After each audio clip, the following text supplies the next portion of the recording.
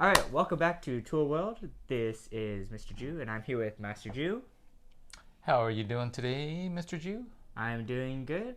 Great. It's another great day. Another great day. We don't have the results from the election. Nope, not yet. Not yet. Maybe in a little bit. What are we discussing about today? Well, what is Tool World about, really, anyway?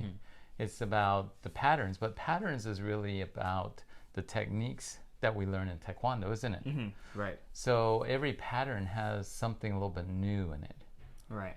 Well, you were saying that we've been having this problem with the online classes where it's very difficult to teach patterns online, especially when you have a lot of students, different ranks in the same class. Sure. And you always say go back to the fundamentals, work on that, and then you can piece it all together into the pattern.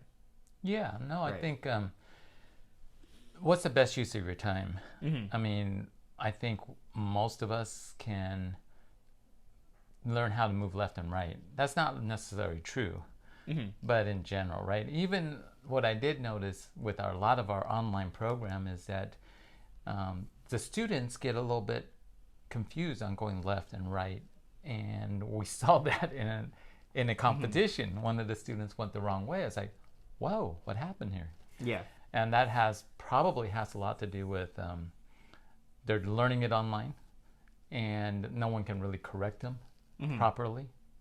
Well, I thought we'd talk a little bit about some of the ready position and how you execute the movement, the next movement, that intermediate positions. Is there a right or wrong way? I think we just kind of got to go back to some of the training secrets of Taekwondo. And if you understand that, then I think it makes a lot of sense on why you do certain techniques a certain way. Like, for instance, one of the training secrets of Taekwondo is between movements, your elbows and your knees should be slightly bent. What does that mean exactly? And how much should it be bent? Right? Yeah. So, for instance, if I'm punching, I'm moving forward, obviously doing something like that violates that rule. Right. Because the arm should be bent. So basically what it's saying is you should relax in between the movement and then execute the next technique.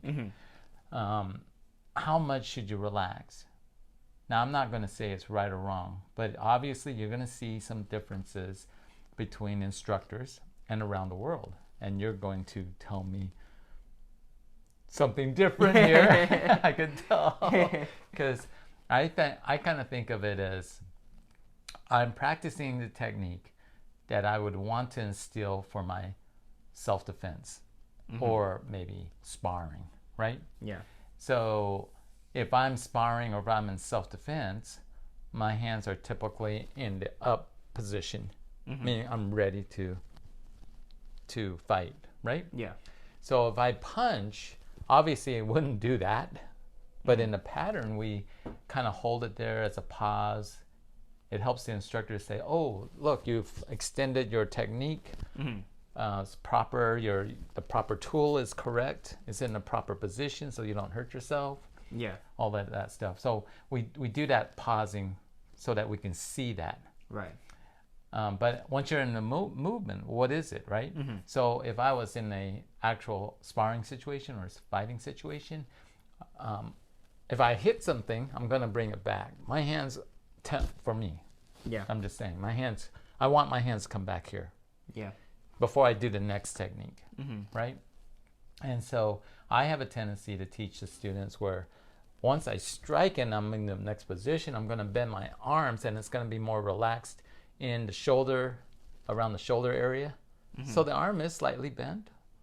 But then you also see other students who from other schools, I won't say around the country, but from other schools, where the arm is slightly bent, but it might be like this versus like this. So is it right or wrong? I think, or the way that I teach it, is that the technique should be as efficient as possible with as little deviation in between the movements. So, for example, let's say I'm punching, so my hand's out, one hand's on the hip. I need to relax, so they're both relaxed a little bit, and then it comes back and then forward instead of coming forward and then back and then forward again. Because I think we see that a lot with a lot of the students is, let's say they're doing a knife hand guarding block and they're going to do the next one. They drop the hands, and then they bring it up, and then they fire out that technique. So there's a lot of excessive movement there, and I think that it should be worked on getting it down from the most efficient path, which is the straight line, to the intermediate position, right? Just pull it back and then forward again. I agree. Yeah. I agree. Your point is well taken, because sometimes students take what I say and they over exaggerate. So in other words, here they are, they're punching, and then they go, yeah, and then they go, right? Yeah. And so that's not right, because it looks like a movement, where really it is a transitional period. Yeah. And so how much should you bend? You're right. I think it shouldn't be too much. I think you still need to keep your hands in the general vicinity where you're ready to defend yourself. Yeah. So just from a perspective of sparring and self-defense, I want to be able to apply my pattern works to allow me to do that as well. Yeah. Definitely. So it's not just art, not just for show, but what is application. Why don't you go ahead and kind of talk a little bit about the intermediate position, or the transitional period from closed ready stance A, B, or C to the next technique. Well, let's say in closed ready stance A, for Wanyol, we still need to break apart the hands slightly before forming the technique, right? You can't go from the closed ready position straight into that technique and then out. You have to kind of relax the hands first, pull it back, and then forward. Right. And I think that is basically the training secret of Taekwondo, where it says elbows and knees should be slightly bent in between movement. So when you're talking about closed ready stance A, you're standing straight up, right? In the movement, as you start moving, you have to shift your weight. So your knees have to bend, your elbows relax, your elbows are bent, and then you execute the technique. Right. So you have to shift from 50-50 weight distribution on the closed stance.